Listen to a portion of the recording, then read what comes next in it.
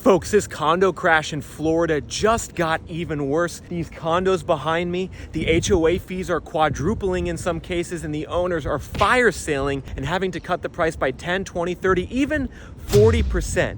We're seeing 40% price cuts from condo owners in Florida in certain situations. I'm going to show you them in this video. The first one that you got to pay attention to is in St. Petersburg. And one of the nicest condo properties in St. Petersburg, there's an owner who's cut the price from $1.2 million to $715,000, a $475,000 price cut. Now they're selling it for less than they bought it for in 2020. And we're just seeing this more and more across Florida, everyone. Desperate condo owners looking to get out of the market before the crash gets even worse in 2025. Because in 2025, just 3 or 4 months from now, all the condos, all the older condos in Florida are gonna have their condo reserves caught up.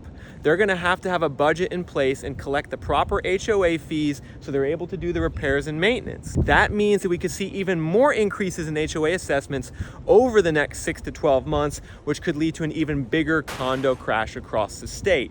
Now, I was looking all over Florida for examples of condo prices declining and the crazy HOA fees. I'm gonna show you some right now, everyone, so you guys can understand just how desperate this situation is.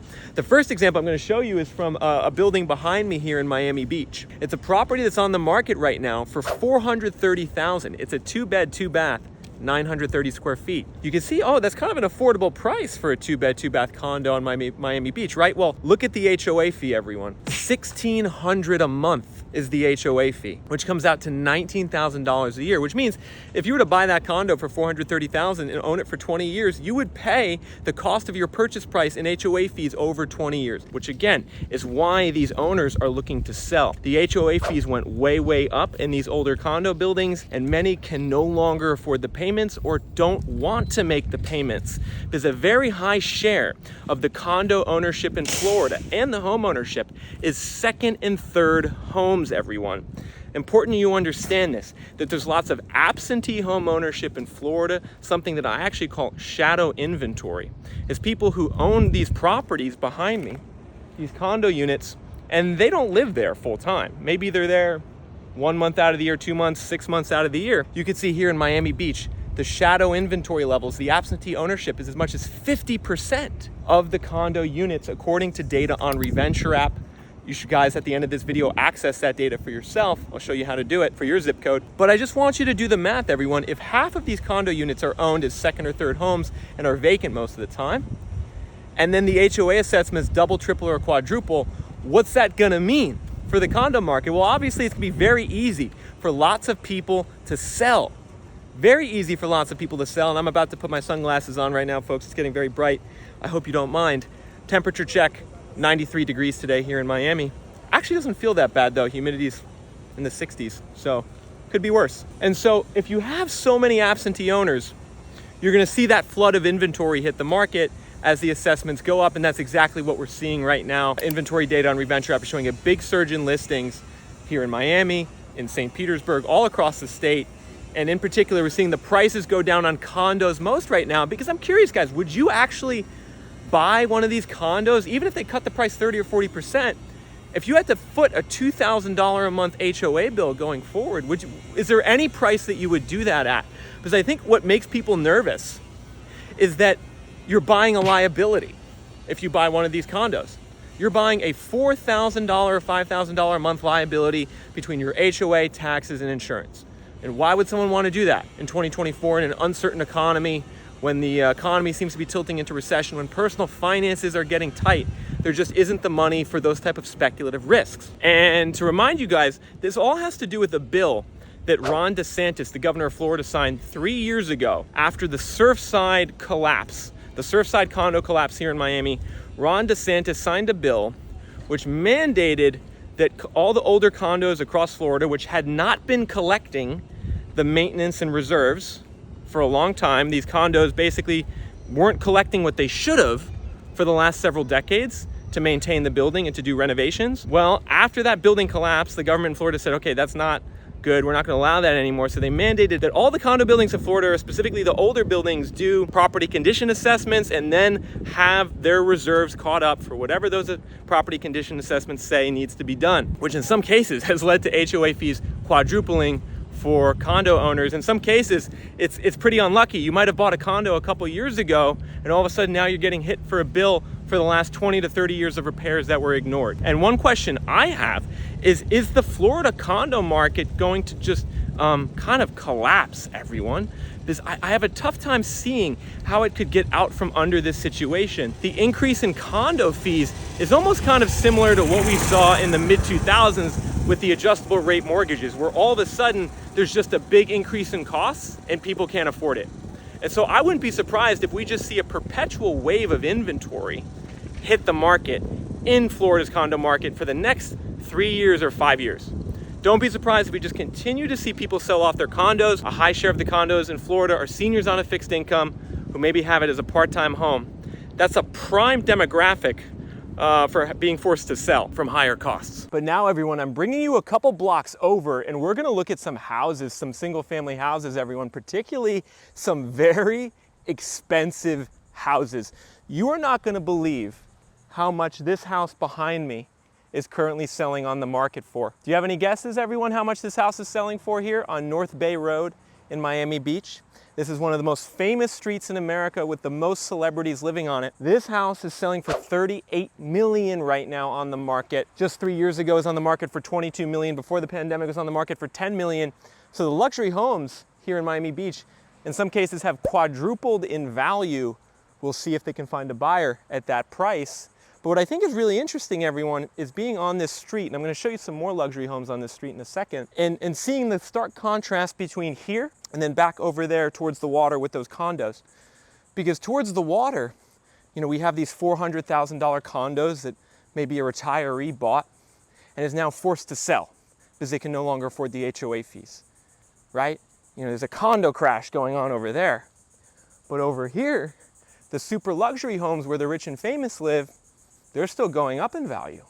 And so if you look at data on ReVenture, you can see the median list price here in 33140 in Miami Beach is down about 9 to 10% year over year. The list prices are down close to double digits in most of Miami Beach. However, there's a huge difference street by street in which houses are going up and which houses are going down. Particularly, it's the condos crashing, but these luxury single-family homes keep appreciating.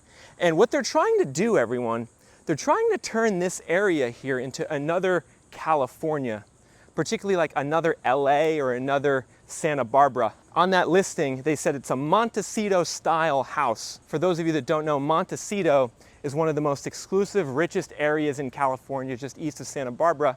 That's what they're trying to do here in Miami, is turn it into another California style enclave, which is one of the reasons why prices and rents have gone up so much the last 4 to 5 years. The 5-year appreciation rate in Miami-Dade County is 65%, 65 to 70% appreciation over 5 years. Meanwhile, the incomes have only grown by about 20 or 25%. So the locals here, the most normal people that live here, they're priced out.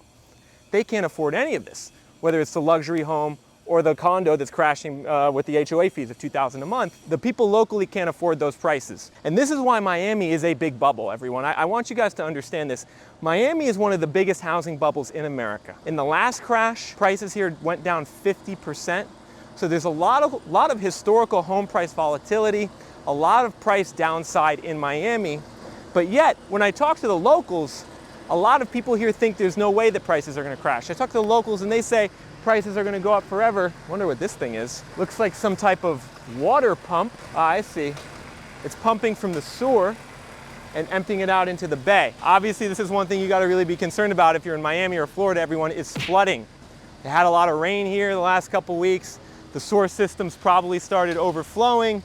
Now they got to start pumping it out. I got cars coming from both ways. Let's watch out. And so I know some people who they say, I'm not buying in Florida at all right now, especially not near the water and especially not near a flood zone. Could you imagine buying a $20 or $30 million house and then all of a sudden it gets flooded? I mean, that's a serious risk, a serious possibility if you're buying in Florida near the water. Additionally, folks, it just got a lot hotter out. I know I said about 10 minutes ago that it wasn't that hot. Well, the sun came out and the ball game completely changed. It's interesting, if you've spent any time in Florida, and I've now been down here for a while, the last couple months, you'll notice that, you know, the weather won't feel bad, but then all of a sudden, the heat just gets dialed up a notch, maybe around 3 or 4 p.m. and you say to yourself, oh my goodness, I'm in an oven right now. I guess we probably have another month to a month and a half of this hot weather in Florida. By the middle of September, end of September, people have told me it should start getting better. We'll have to see about that. Now, as we continue to walk around, everyone, I'm looking at these crazy, crazy luxury homes. I mean, some of these homes are absolutely stunning, absolutely beautiful. In fact, some of the celebrities that live on this street, North Bay Road in Miami Beach, include Matt Damon, Jennifer Lopez, Chris Bosh, Dwayne Wade, 2 basketball players. Jeff Bezos bought 3 houses on the same island. So Bezos is now all in on Miami. So there's definitely a legitimate push of super wealthy people moving here, pushing the prices of these luxury homes up. I actually talked to a luxury home builder who builds in this area. He says this, that if a plot of land comes up, kind of just a regular plot of land with an older house, the land by itself is worth 4 to 5 million. So you could have just an old rundown home that hasn't been renovated in years, but because of the land value, it'll sell for 4 to 5 million. Then they'll spend maybe, I don't know, another 4 million on construction costs, 5 million construction costs. And they price a lot of these homes around 10 to 15 million to sell, going up to 38 to 40 million. Absolutely eye-popping numbers. And I just wonder how many wealthy people are there to buy those homes. We all know that a lot of people from South America are coming and buying in Miami in cash, particularly from Venezuela and Argentina, are 2 countries that are sending lots of people to Miami with money. But again, everyone, I just am skeptical of how sustainable that is. There's everything in Miami that's supporting the housing market. It seems to be external. It's people from Venezuela, it's people from New York, it's people who make money on social media and people who make money doing crypto and doing day trading. I mean, that's ultimately what props up this economy, everyone. Venezuela, Argentina, New York transplants, crypto, day trading, and OnlyFans. That's what runs this economy. And so you just say to yourself, is this sustainable? Is this a solid foundation for having home prices in Miami the highest level they've ever been, even higher than the '06 bubble? According to Reventure app, we're at 28% overvaluation in Miami-Dade. The last time we saw overvaluation this high in Miami-Dade County was '06, before the big crash, when prices dropped 50%. So will prices drop 50% again in Miami? I know a lot of you in Miami and Florida have been waiting for this big crash to play out. So far, it hasn't happened in terms of a bottom coming, but the prices have started dropping. Median list prices are down 8 to 10%. Inventory is starting to go up. The prices are now dropping in Miami and the rest of Florida, but it's a long way to a bottom. We still aren't even close to hitting a level of affordability where the local buyers can afford. And ultimately, that's what needs to happen to bring buyers back into the market. We gotta see the local buyer who earns $70,000 a year here in Miami-Dade, we gotta see them be able to afford the prices, which means we're gonna need a pretty stiff correction on the order of 30% to bring buyers back in. But interestingly, I wanna show you guys some data on Reventure app real quick and some forecasts. In Miami-Dade County, the home price forecast score is a 52 out of 100, indicating stable prices for now. I think that's gonna shift more into a negative price forecast. Really though, the big price downside currently is in Broward and Palm Beach County. Those markets have a lot of inventory, a lot of days on the market, the prices are dropping there. And across most of Florida, we have negative home price forecasts. So Miami-Dade is gonna be the last one to probably bottom. It's still kind of holding on a little bit, but I don't think it can hold on for long, everyone. Particularly in the condo market, we talked about those numbers. They just don't make any sense. HOA fees of $15,000 to $2,000 a month. That's just gonna continue to drive people to list homes on the market and cause those condo prices to go down. We'll see about what happens with the ultra luxury homes. Harder to project that market. But if you're someone who really wants to dial yourself in as a buyer, an investor, or seller, and make more educated decisions about where prices are heading in the future, go to Reventure app, www.reventure.app.